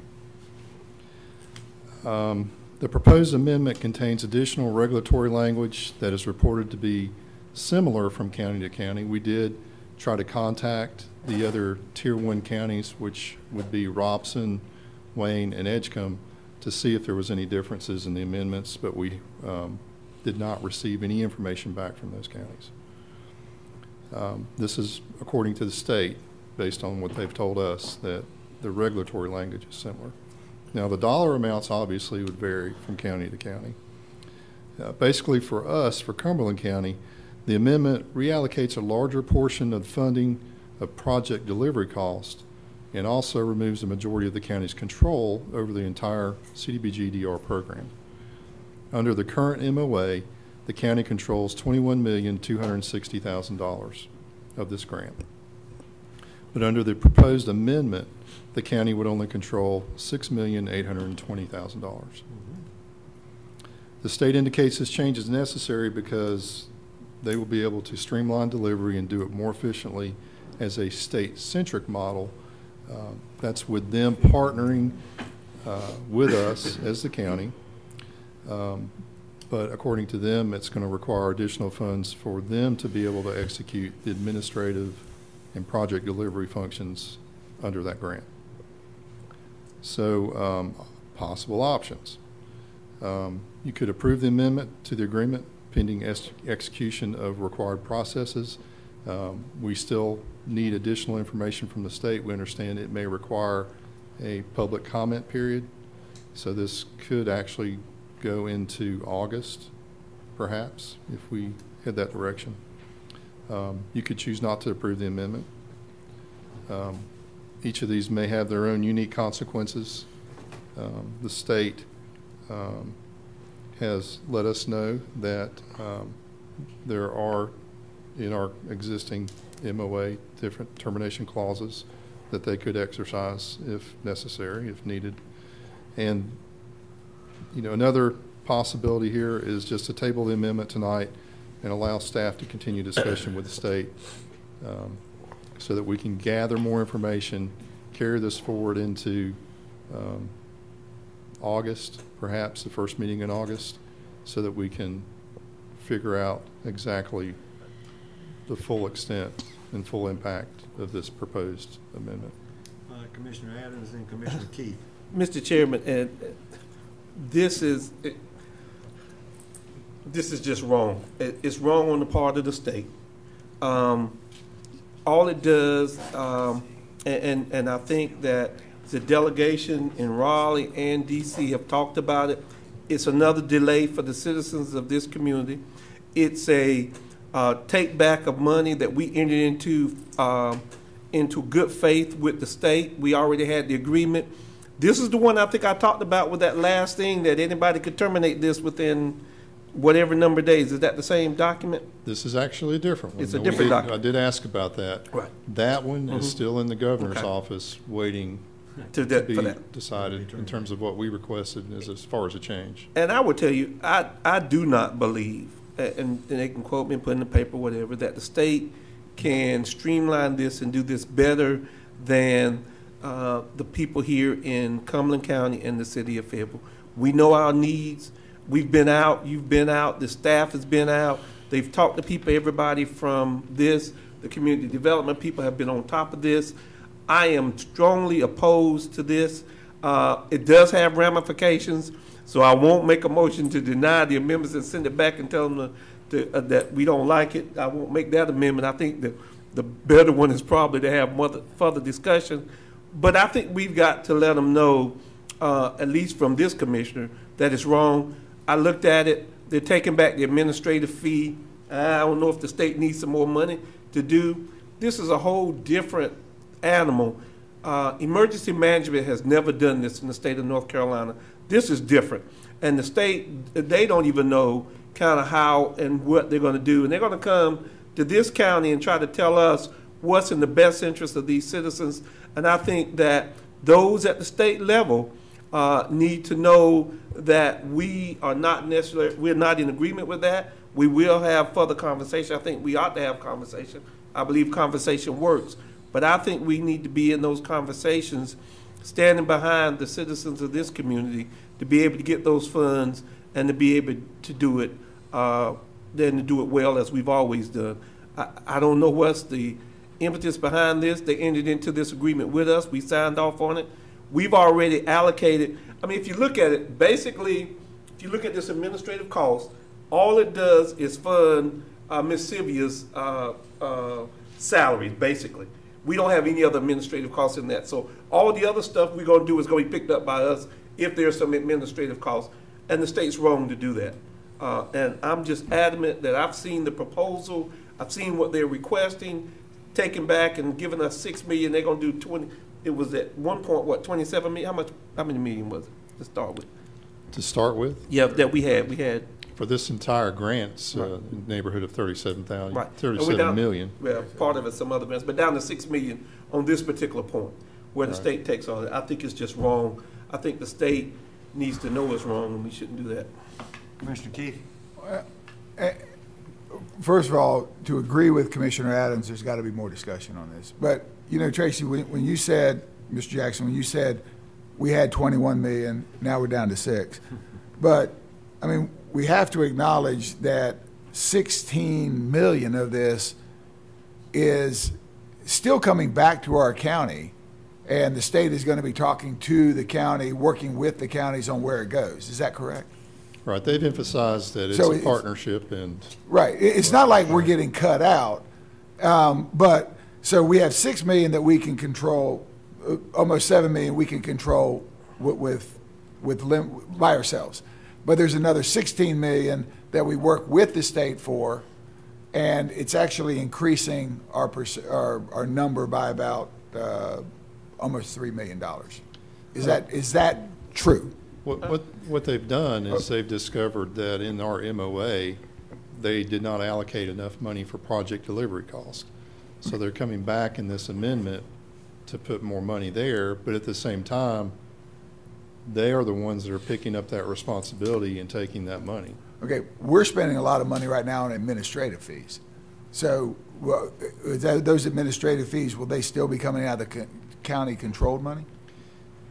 It depends on the function and the purpose of that individual person's job. Mm-hmm. So if it can be tied directly to a project, and that person's purpose is related to executing that project, it could go under that category. Yeah. Which we were told is about 12% of the total grant. The administrative costs are actually very small, 1%, and it's really money to be used later and not necessarily on the front end if possible. This is the way they explained it to us. Yeah. So I don't want anybody to think that because we're talking about this amendment that all of our activities and work have stopped. Yeah. Because they haven't. We continue to work under the existing MOA with the state and with the city in order to execute the projects that are on the books. Okay, that will segue right into our next thing. Part of the funding was supposed to go direct. We were passed through to the city of Fayetteville, correct? Yes, sir. That money is sort of not talked about here. From the original 21 million, they were getting what, 13, 14 of it? So we have a separate agreement with the city of Fayetteville, and the amount is very similar to the amount that's listed here. So the state would be taking over a portion of their funding too? Well, you have to understand that most of the damage and most of the projects are in the city of Fayetteville. I understand that, but yes, right now. I can't say that for sure, but that. Well, this is a lot of money, and I need more discussion on it, yeah. I mean, if we don't watch out, we could find ourselves with this money just going into thin air. Commissioner Fairclough? Mr. Chairman, at this time, I would move that we table this item until staff can get their questions answered and come back to us with a more definitive proposal. Okay. Have a motion and a second. Any further discussion? All those in favor? Unanimous. Okay. Thank you. Okay, how about a designated voting delegate to the annual conference? I nominate Mr. Fairclough, Commissioner Fairclough. Move nominations be closed. Oh, I'm sorry. Excuse me. Oh, your light was on. I'm sorry. I'll take my light off there, Mr. Key. Your light stay on. I'm sorry. Mr. Faircloth, he elbowed me hard over there to make sure I nominated him. I got a bruise on my rib. Oh, okay. Well, I'll let you do it then. So I'd like to nominate Commissioner Faircloth as our voting delegate. I think he elbowed all of us. Yeah, I do. Bam. He rolled down. All right, we have a motion and a second. Any other? I'll just say that I will be in that meeting, Okay. whether I'm voting or not, so I may as well vote. All those in favor of him being in the meeting and being the delegate? Unanimous. That's unanimous. Mr. Chairman, may I clarify the second to the motion, please? Well, you can. Thank you very much. Yeah. Okay, we're, I'm sorry, I keep jumping. Commissioner Council, we're down to nominations, my friend.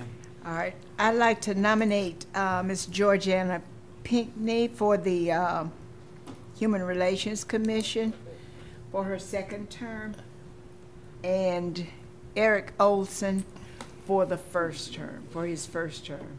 He has extensive Army experience. Okay, we have Commissioner Keith and then Commissioner Evans. I'm off, sir. I'm off, Mr. Chairman.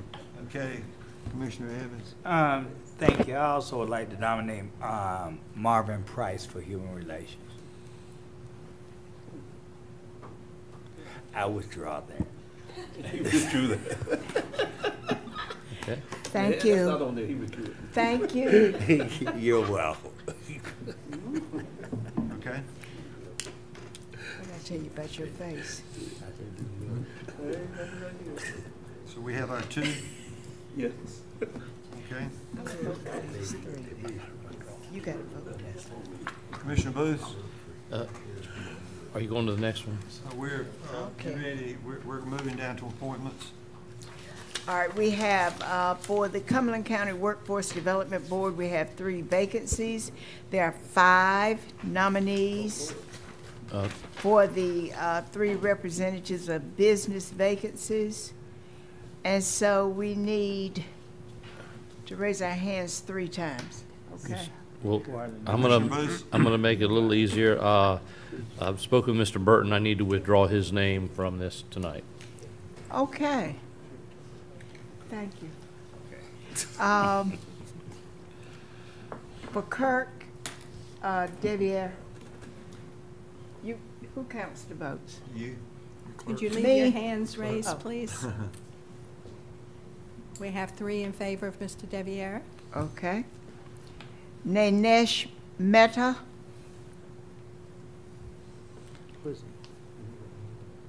Please keep them raised. That's unanimous, thank you.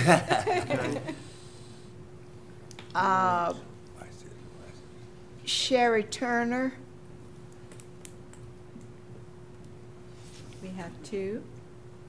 How many did I vote for? 3. Three. Wait a minute, we get 3? Yeah. Oh, thank you. 3. That's 4 people. Now, who is this for? Sherry Turner. Oh, okay, so we have, okay, thank you, and that was 4. And Kevin Brooks. That is unanimous. All Is that right. correct, Commissioner Keith? Yes. Thank you. Yes, All right. Which of the 3? I lost count. I'm sorry. Meter, Turner, and Brooks is what I get. Yes. That is correct, yes. That's correct. I'm so sick of you. Meta, Turner, and Brooks. All right, I move that we appoint Meta, Turner, and Brooks to the Cumberland County Workforce Development Board. Second. Okay, we have a motion and a second. All those in favor? Unanimous. Okay. We're now into closed session. Mr. Booth. Mr. Chairman, I move we go into closed session pursuant to 143-318 11A3 to discuss matters with attorney, 143-318 11A4 to discuss economic development, and 143-318 A11A6 for personnel. Okay. Have a Second. motion? Second. Okay, we have a motion and a second. All those. Unanimous. That's unanimous.